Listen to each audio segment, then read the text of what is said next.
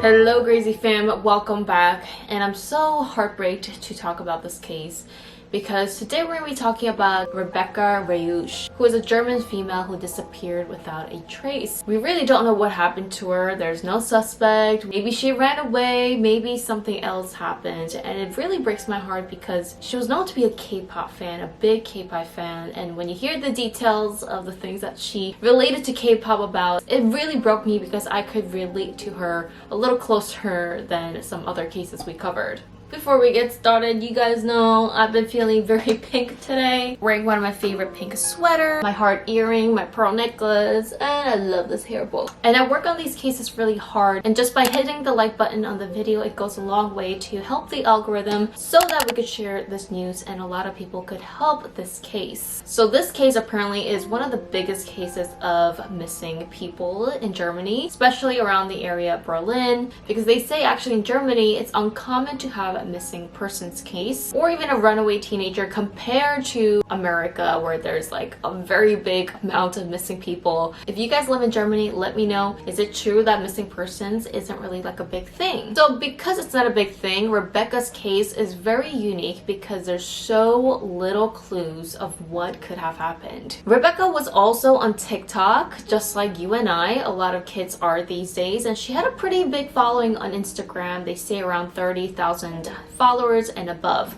Rebecca was only 15 years old, and the biggest thing is that she was a big K-pop fan, especially BTS. She loved BTS music. She made a lot of TikTok videos, just like even I do, and that's why I could relate to her so much. And she also had an RM BTS hoodie on the day she went missing. So like I said, this case is just heartbreaking. The fact that she loved K-pop. Not only that, I performed in Germany, Berlin specifically, her city before. I've actually been to this like Asian festival that they did in Germany, but I was there and a lot of K-pop fans were there. Maybe she was there, I don't know. If she was, I'm gonna literally freak out. Her parents describe her as someone that was very down to earth, cheerful. She grew up in a very safe and protected family. She was reported missing on February 18th of 2019 when she did not return home after school. She has two sisters, and the day before she went missing, she was at her older sister's and brother-in-law's house, and they also have a child together. So let's go to the 17th of February, the last known day she was seen alive. Rebecca was watching TV with her older sister, and they decided to go to bed early at 11 p.m. and Rebecca was sleeping in the couch in the living room. The brother-in-law, her older sister's husband, his name is Florian, and apparently he had a party with his friends and he came home very late at night or early in the morning. Florian came home around 5:45 a.m. His cell phone activity shows that he was still on the phone browsing after he came home. The older sister and their daughter leaves the house at around 7 a.m. because she had to go to work. Now this part is a little bit iffy. You know, there was a lot of information that I had to translate from German, so I might be a little bit off on certain informations. If you guys are German and read German, please leave a comment down below if there are any information that I did get wrong. But apparently around sometime 7 to 8 a.m. it was reported that Rebecca sent a WhatsApp selfie to a friend. This is pretty early before she has to arrive at school by around 9 a.m. and the friend claims that she was fully dressed and she sent the selfie. So she got ready pretty early in the morning. The friend then claims that she sent a message back to Rebecca, but that message was never read. Rebecca's mother says she tried to call Rebecca around 7:15 in the morning, and when she called her, her phone was off or that she didn't pick up. At around 8:25, she called again and there was no response. Her mother says that at the 8:25 a.m. call, the call jumped right to the mailbox, which could indicate that her phone turned off shortly after 8 p.m. At 8:42 a.m., the mother sends her text messages asking her if she arrived to school. The message was sent and received, but it was not read. The mother then calls Florian shortly after, but he doesn't pick up. Shortly after Florian does call back, she asks him to check up on Rebecca, but Florian says that there was no one in the living room. Does this mean that Rebecca left shortly after 8 a.m.? Somewhere around after 10 a.m., Florian, the brother-in-law, leaves the house and heads toward Poland. This is the part where people were very suspicious. Remember, Florian partied till really early in the morning, and there was evidence that he was still on his phone. So the fact that he left only a couple hours and not sleeping, why did he leave such early in the morning? It was around 4 p.m. when Rebecca was supposed to meet up with his older sister again. But Rebecca was nowhere to be seen, and the family could not get in contact with her. She actually, come to find out, never came to school that day. So now we know something had to happen to Rebecca between the mornings. Now here are certain possibilities. Now it could be possible that Rebecca has ran away, and we're gonna get into that in a little bit. It doesn't seem like Rebecca took anything that indicated that she was gonna run away for a long time,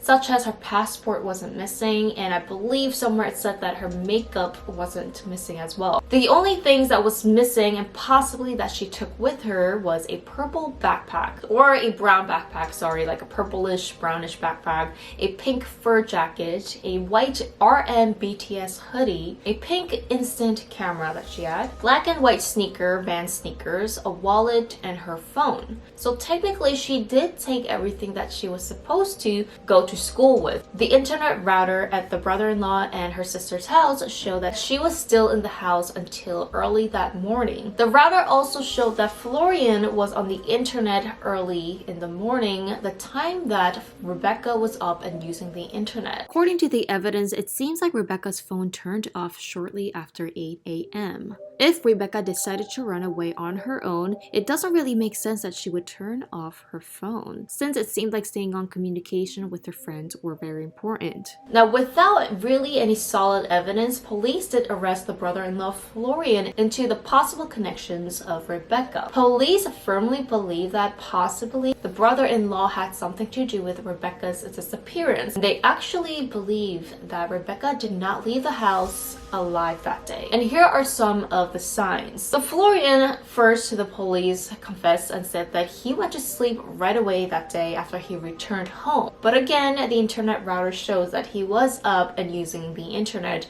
around the same time that Rebecca was using the internet. He claims that he did not see that Rebecca was home because it was pretty dark when he came home. This could be possible as, you know, he came late from the party. Who knows, he could have been drinking. He could have been just like really tired, so maybe he didn't even check the living room. But the fact that he told police he went to sleep but he didn't, that's the first contradiction from Florian. Police also gathered certain evidence from Florian's car where they found women's hair inside his trunk and some kind of blanket that could have been used by Rebecca, but it could have not been. Another contradiction was that Florian did not mention to the police that he left the house that morning. It's only after police found evidence that Florian did leave the house at around 10 a.m.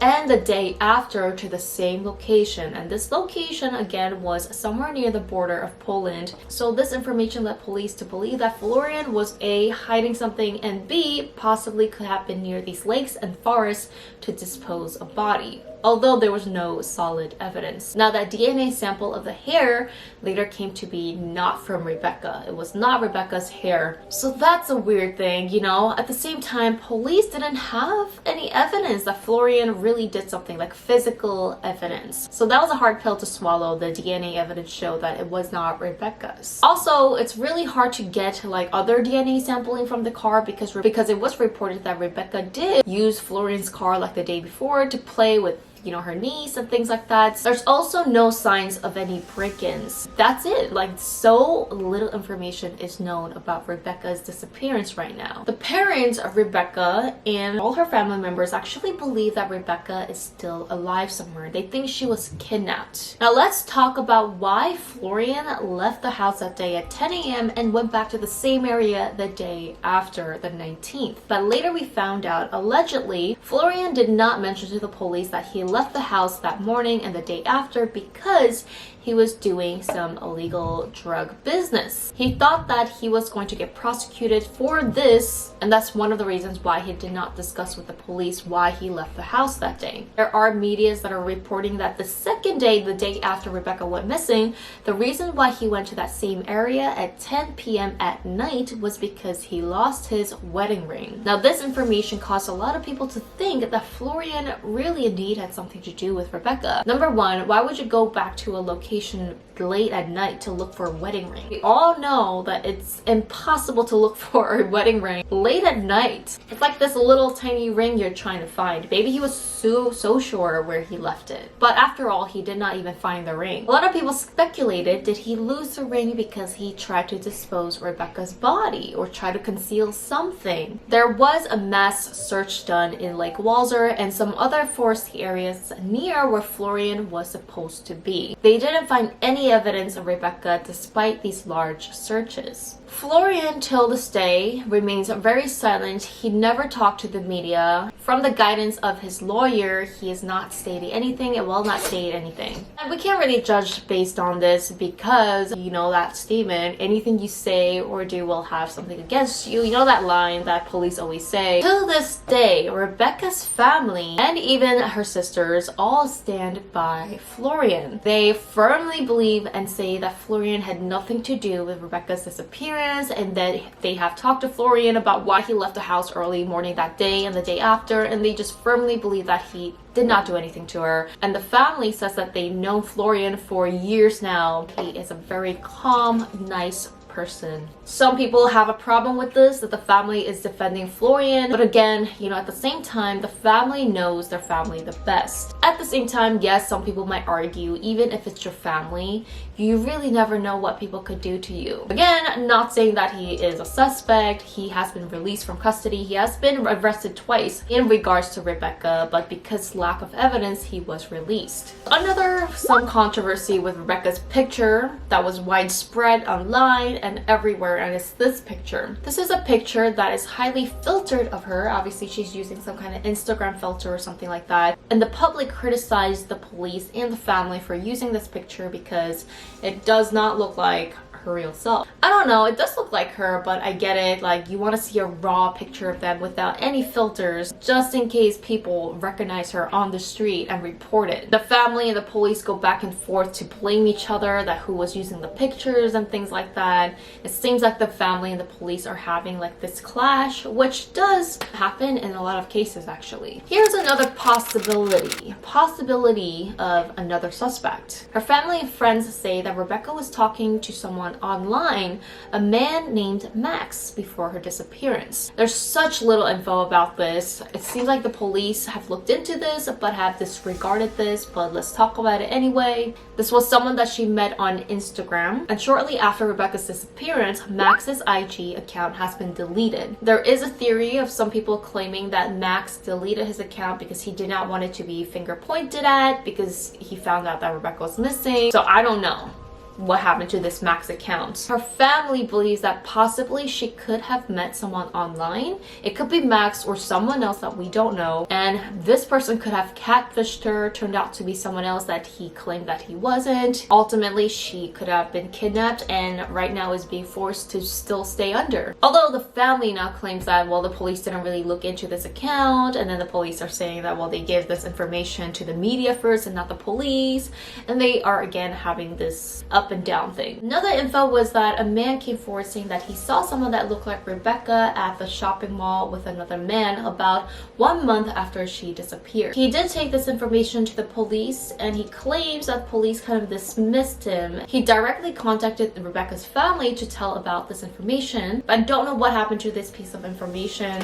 Apparently the police kind of disregarded it. A lot of people believe that police just firmly has their eye on Florian, and that's the reason why they're disregarding any other information. Another possible sighting was that morning when Rebecca disappeared, a neighbor claims that she saw Rebecca with a blanket, but it seemed like she was in a bad mood. The neighbor told this to the police, but again felt like the police didn't take her seriously. There is a bus stop nearby the house. You do have to walk a little bit. Now this is where this whole J-Hope BTS thing comes in. I got this information from another YouTuber, and apparently the mother possibly believes that February 18th was J-Hope's birthday. Possibly, maybe Rebecca wanted to have this selfie thing for J-Hope's birthday and upload it online, maybe on her TikTok or Instagram, and somewhere along the way someone kidnapped her and she disappeared. Another possible little information is that her friends say that before she disappeared, Rebecca was talking about a boy she met and he was 21 years old. Obviously, this is a big age gap. It seems like she did dismiss this 21-year-old boy pretty soon after, but that's another clue that her friends are giving. Her friends also claim that Rebecca had a hard time in school with other friends. She had some toxic friends and a male bully according to her classmates, and she even thought about moving to school